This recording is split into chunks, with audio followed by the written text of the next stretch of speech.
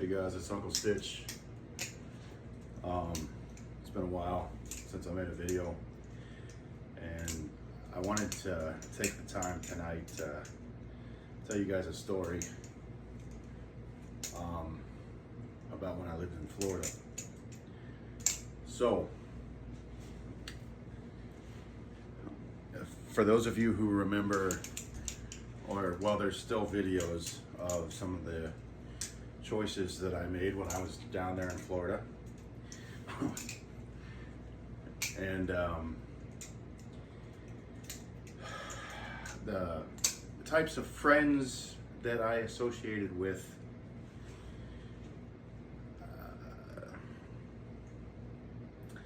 let's just say I had a reputation. Okay.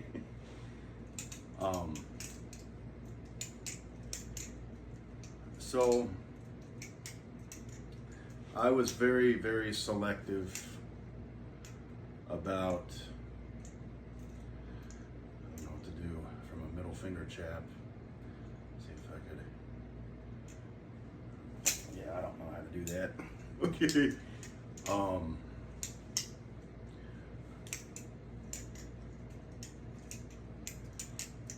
So this lady, I'm not gonna say her name.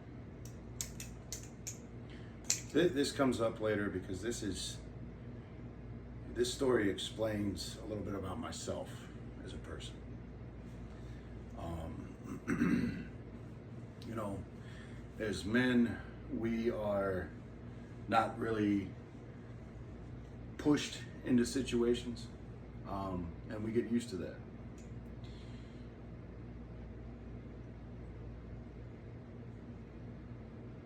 So that's my approach. And I'll explain in detail. None of this shit makes sense. It doesn't have to. So I'm not gonna say this lady's name, but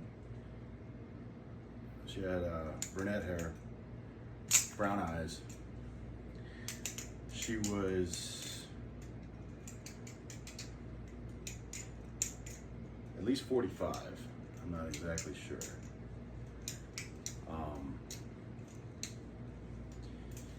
And she learned that she got invited to a ceremony I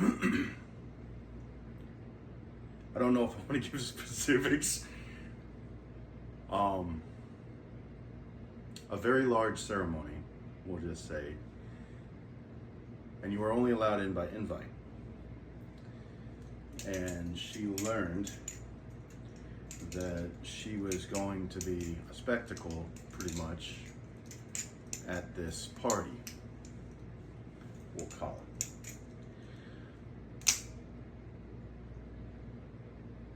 So she wanted me to make a change to that, as I saw fit. So anyway,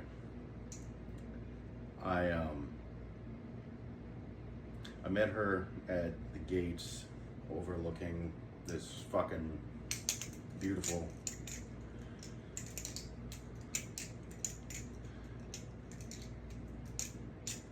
I don't want to get too specific, but we'll just say a house.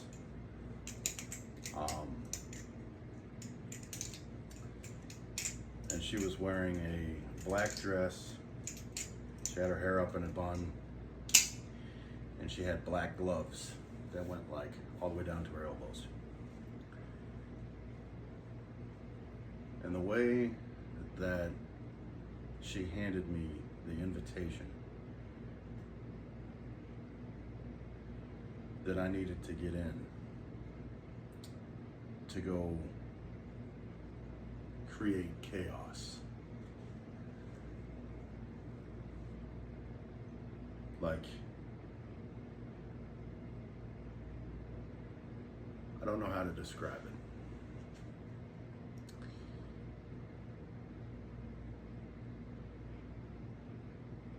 But there was hate in her eyes, and that's something I recognized right away. I could literally see flames in her pupils as she was handing me that invite to get in there.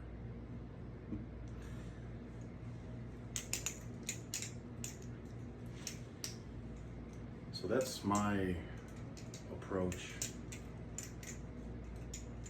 when I date, is all I can do is hold out an invitation. It's up to them if they want to take it. Multiple times I've been asked, why didn't you kiss me? Or why didn't you try? And that's because my approach, because of this one instance, it was such a beautiful thing to me that I had to want to take that invite for her. I had to want that, and I took it out of her hands. And so that's the way that I approach. I offer out the invite. If you want to go commit chaos with me, you're more than welcome to. But if you don't feel that I'm right, don't take the invite. I'll get online, I'll fucking go live, I'll tell you stories, I'll tell you everything about me. So that you know beforehand what you're getting into, right? And that's all I can do, is offer the invite. And that's the whole approach to my life has been like that since that instance. I can't say what happened at that venue because I will absolutely end up in jail.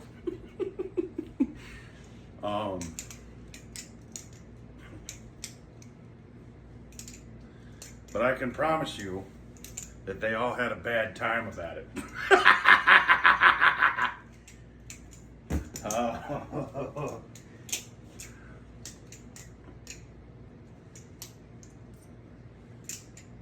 Anyway, you know, I know it's wrong, but the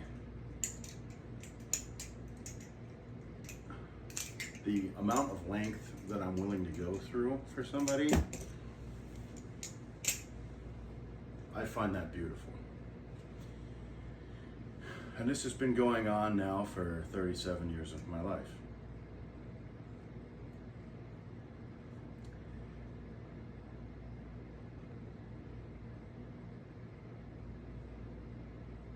I mean, you know, it's no secret. But anyway, so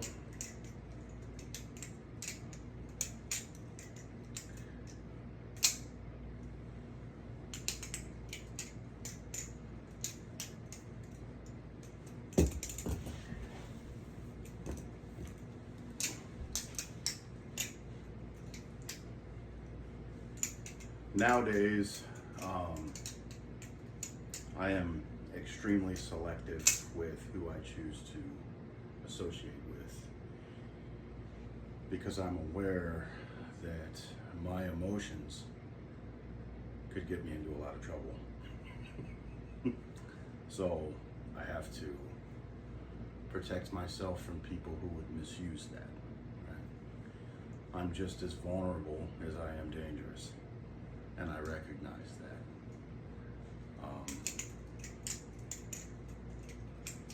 So, needless to say, I have a different approach to things from past experiences that have led up to this point.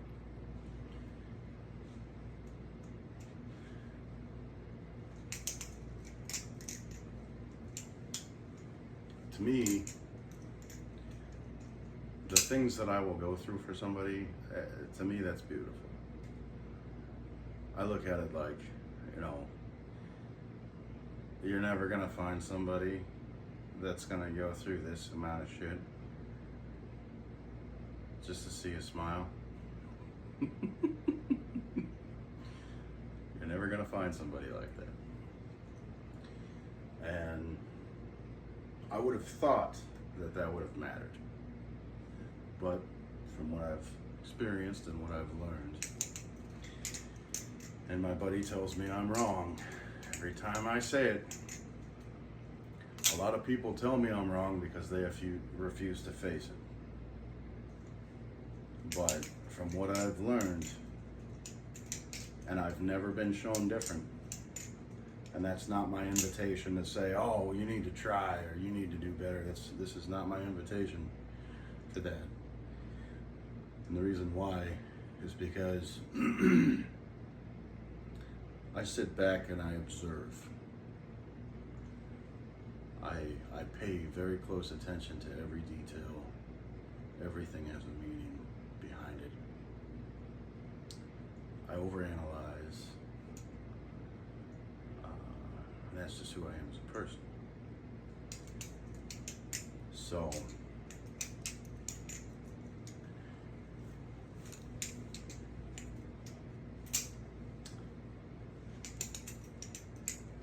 what I've learned over the course of 37 years, and there's people that are married still to this day and refuse to face this,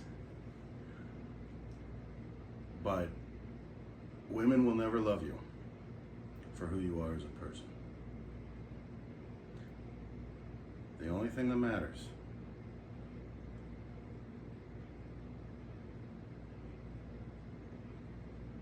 I take that back. I missed a section. Women will never love you for who you are as a person, nor do they care about your well-being. The only thing that matters to them is the type of lifestyle that you're able to provide. I genuinely feel like the 2 times that I had a fiance, I genuinely feel like if I got hit by a car in front of them, they would have not cried because they lost me. They would have cried because now they have to figure out who's gonna pay the fucking bills. And that's all that mattered, and that's all I was. And when I came down here to Arizona, I got involved with these fucking Mormon girls. And it was appalling to me that no matter what religion they're from, no matter what race they are, no matter what their upbringing is, that was immediately their goal, was to have me pay their bills so that they could quit their jobs and be a piece of shit. And I've never found any different. I know there's women out there who aren't like that. They're just not available. So I basically just learned to be at peace with the idea of dying alone.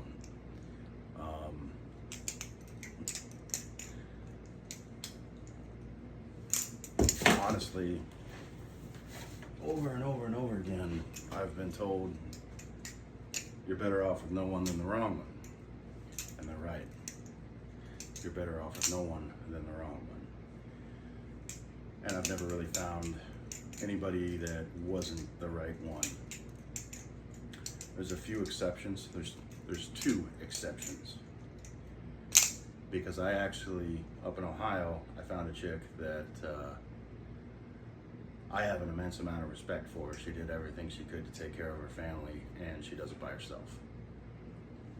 And never asks anything of anybody. I also found a chick down here that I am in love with, but I think she's got too much going on to really dedicate any time, and I don't blame her. You know, fuck it. You know, at this point we're so old. Things have changed. And I am not a normal person. I can't stress that enough. In no way, shape, or form do I even pretend to be normal.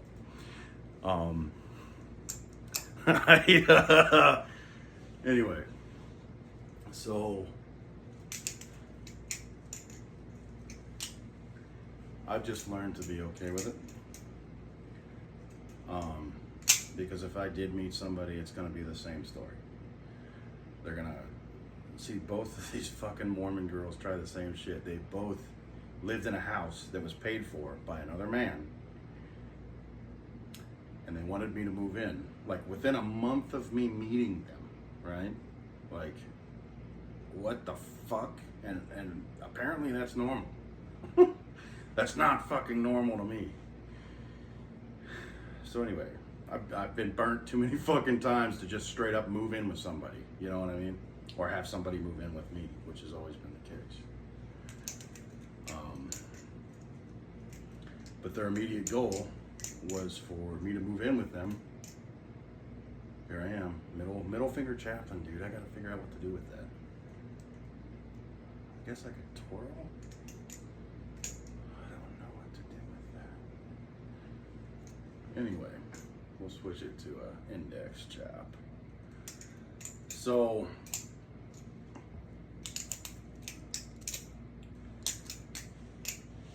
their immediate goal was to move me in their house. I had one chick. She had me meet her family. Her fucking dad was a piece of shit. There's a whole story on that. It's on YouTube if you guys want to see it. I think it's titled "What Happened with Melissa" or something like that, and it's a pretty interesting story. But it's also a good example of how I react to people who think I owe them my soul, or people who try to control me. It's a very good example. So anyway, both of them wanted me to move in within like a month or two of me meeting them, and both of them fully had plans for me to pay all their fucking bills and be a fucking slave. Well, they've got fucking 4 or 5 kids so that they can quit their job. I don't know why that's such an immediate goal for everybody, to just not go to fucking work, but I would lose my fucking mind. I cannot sit around the fucking house. Like I don't get people like that. It's just, it's so normal to them that they expect that, and it's like, what the fuck, dude? Like I was born in the wrong time. Or at least in the wrong place. I should have been fucking in Romania or some bullshit country. I don't fucking know.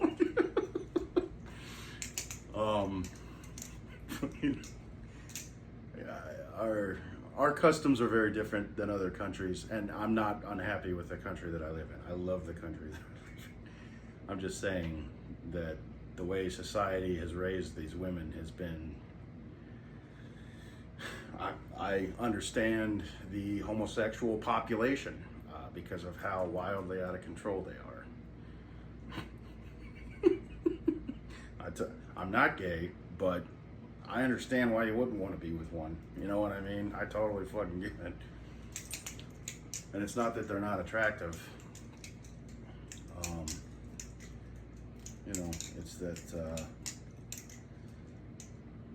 nobody wants to be a slave.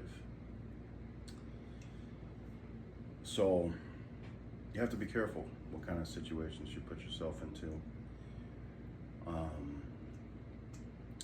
Most people that I know have a heart of gold, and that can be a wonderful thing, but you have to remember that can also be something that somebody else can take advantage of. So you have to be careful. And that's what I've learned.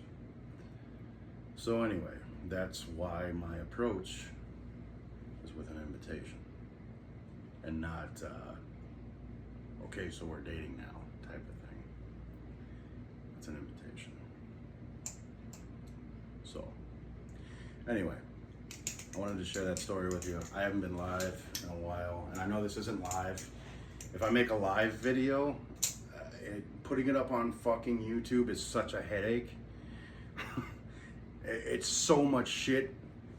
The fucking software that I have for video editing, and it's gonna fucking take what's in the screen and put it in the center of the video and fucking black out everything out. It's so fucking annoying, dude. Because I didn't tilt my camera sideways. But I'll still put the story up there because it's been forever since I've posted. And I know a lot of you guys have been like, what the fuck's been going on, man? So life is very delicate. I'll say that. Anyway. All right, guys. Peace.